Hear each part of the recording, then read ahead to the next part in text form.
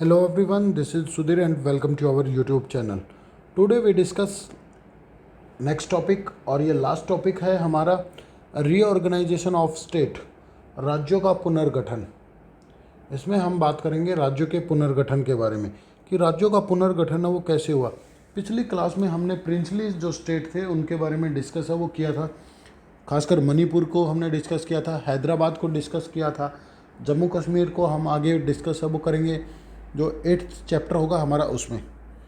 The process of ये बताया गया है कि ये जो प्रोसेस थी, जो प्रक्रिया थी नेशन बिल्डिंग की, वो डिड नॉट कम, उसका एंड नहीं हुआ, उसको समाप्त नहीं हुआ है। पार्टीशन और इंटीग्रेशन की वजह से उसका अंत नहीं हुआ है। ठीक है ना, कि लगातार ये नहीं है कि पार्टीशन हो गया, विभाजन हो गया और इंटीग्रेशन हो गया, प्रिंसली स्टेट हमारे देश के अंदर मिल गई तो राष्ट्र निर्माण की जो प्रक्रिया है, नेशन बिल्डिंग की जो प्रोसेस है वो यहीं पे रुक जाएगी या उसका जो अंत है वो हो जाएगा। ऐसा नहीं हुआ कि नई नई जो चुनौतियाँ हैं, नाउ द चैलेंज, एक नई चुनौती है वो और देखने को मिल रही। क्या? ड्रो द इंटरनल बाउंड्रीज, आंतरिक जो सीमाएं हैं उनको क्या करना, निश्चित करना या उनको ड्रॉ करना, उनको बनाना।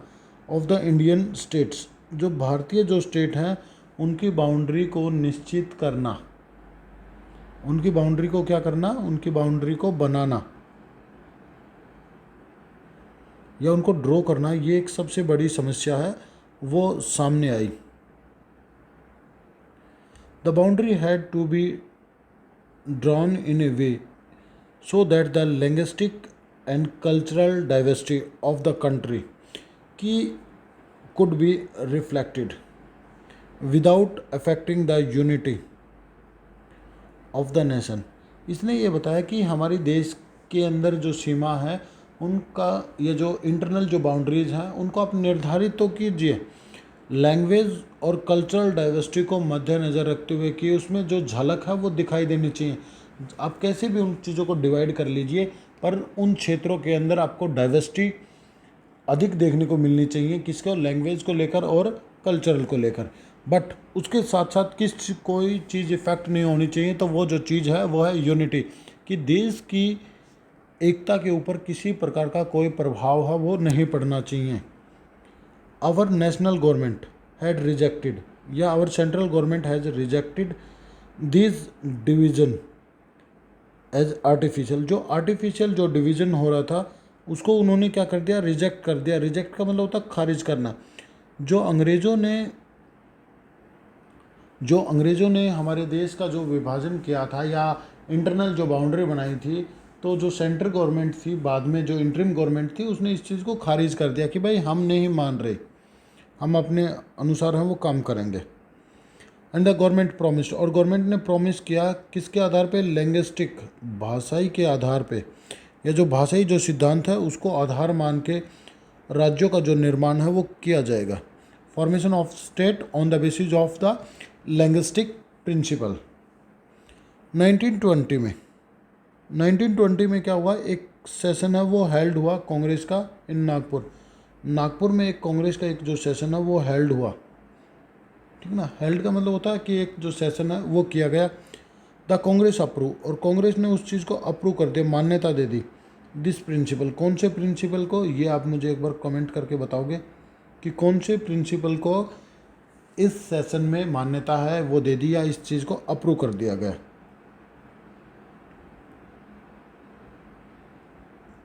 आगे देखिए, मैनी प्रोविजनल्स कांग्रेस कमेटियाँ were created by the linguistic zone. देखो, हमारे देश में अलग अलग जो भाषाएं हैं वो बोली जाती हैं, और जब अलग अलग भाषाएं बोली जाती हैं तो कांग्रेस ने क्या किया, उनको डिवाइड करके, भारत को या इंडिया को डिवाइड करके लैंग्वेज के आधार पे, लैंग्वेज जोन के आधार पे, और वहाँ पे क्या बना दी, कमेटियाँ बना दी। कांग्रेस ने अपनी क्या बना दी, कमेटियाँ हैं वो बना दी। डिड नॉट फॉलो, और वो फॉलो नहीं करेंगे administrative division of British India, कि जो ब्रिटिश इंडिया का जो प्रशासनिक जो विभाजन है उस चीज़ को वो फॉलो नहीं करेंगे। ठीक है ना, वो किसको फॉलो करेंगी, जो लैंग्वेज के आधार पे कांग्रेस ने उनको बनाया है उसी फैक्टर को वो क्या करेंगे, फॉलो करेंगे।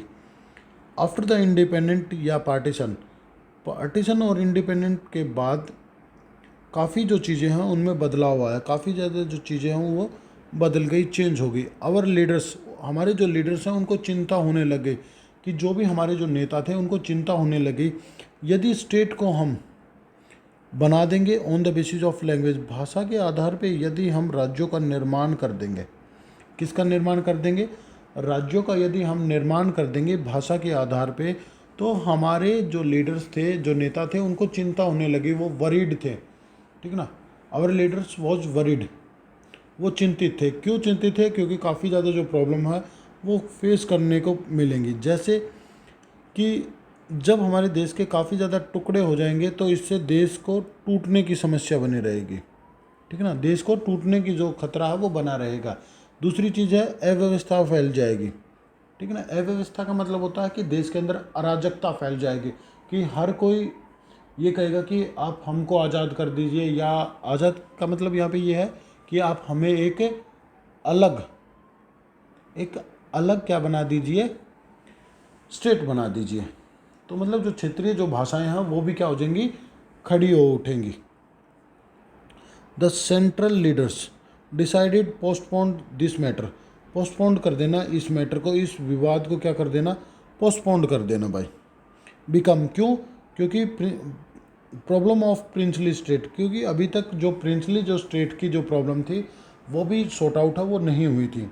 और इसके साथ साथ जो पार्टीशन की जो यादें थी वो भी अभी वो भी क्या थी, फ्रेश थी, वो भी क्या थी, ताज़ा थी, ठीक है ना। वो भी कैसी थी, ताज़ा थी। This decision of national leaders वो चैलेंज, उनको भी जो नेशनल जो लीडर्स थे उनके सामने भी क्या आ रही थी, चुनौतियां आ रही थी इस डिसीजन को लेकर। कौन से डिसीजन? कि भाई इसको पोस्टपोन कर देना by the local leaders and peoples.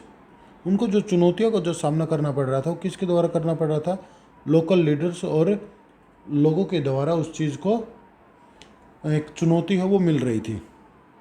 Protest,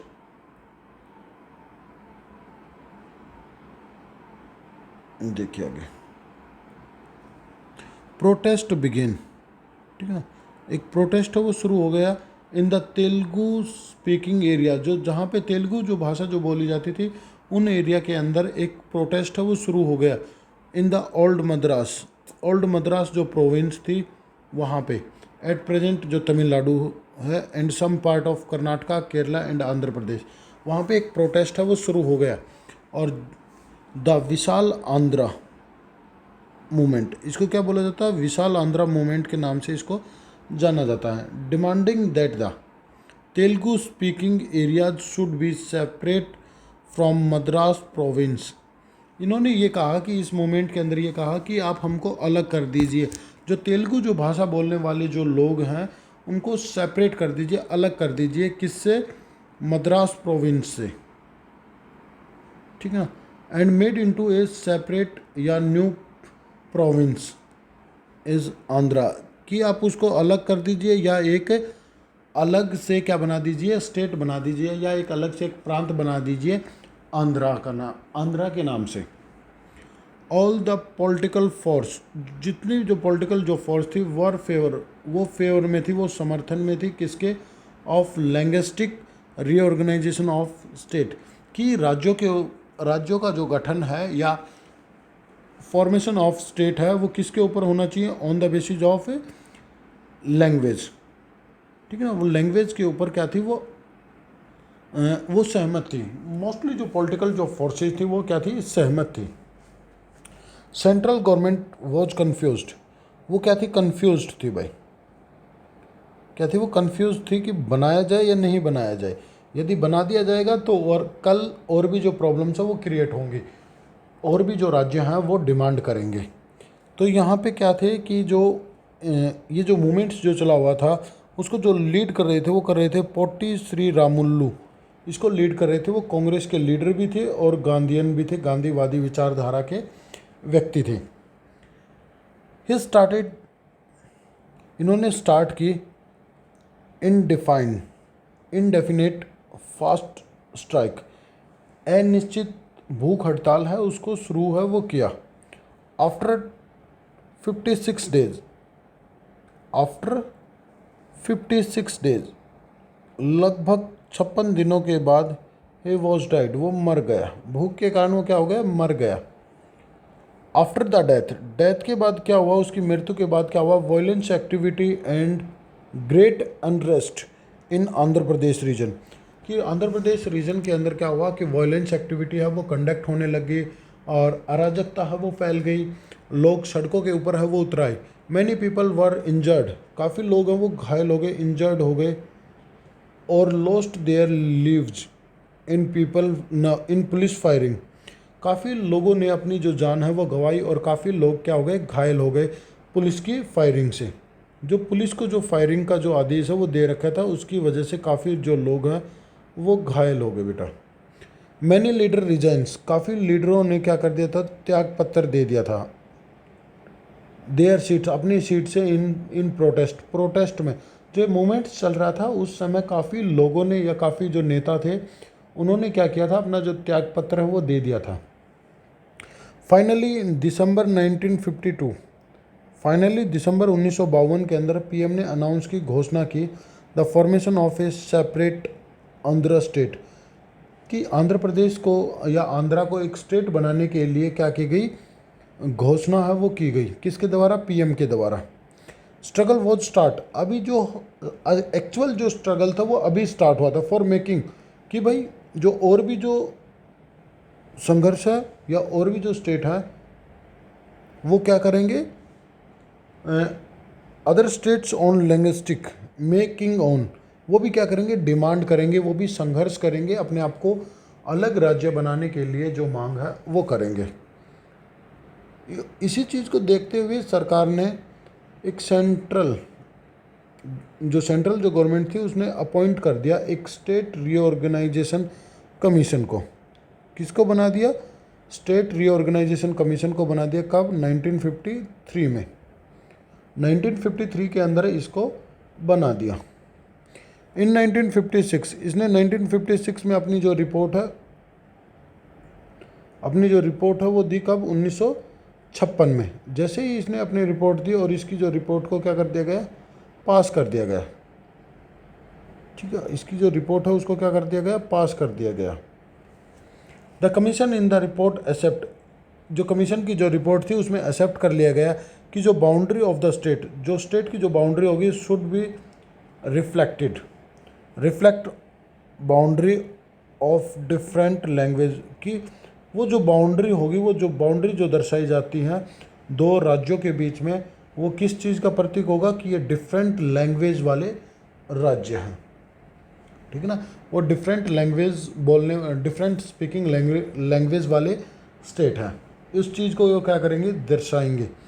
after this report, इस रिपोर्ट के बाद भारत के अंदर 14 राज्य बन गए और 6 यूनियन टेरिटरी थी। या इस समय के दौरान after this report in India 14 state and 6 union territory, और एट प्रेजेंट कितने हैं वो आप मुझे कमेंट करके बताओगे। उम्मीद करता हूँ कि आपको समझ आया होगा। फिर भी कोई डाउट है तो आप मुझे कमेंट करके पूछ सकते हो। मेरी ओर से ये चैप्टर फर्स्ट कंप्लीट हुआ, और आपको अब ये जो बैच अच्छा लगेगा तो आप हमारे बैच को परचेज कर सकते हो। अब जो सारी जो क्लासेस हैं वो ऑनलाइन ही कराई जाएंगी। अब कोई भी जो डेमो क्लास है वो आपको देखने को नहीं मिलेंगे। चलिए मिलते हैं नेक्स्ट कंसेप्ट के साथ। जब तक के लिए thank you and thank you very much बेटा।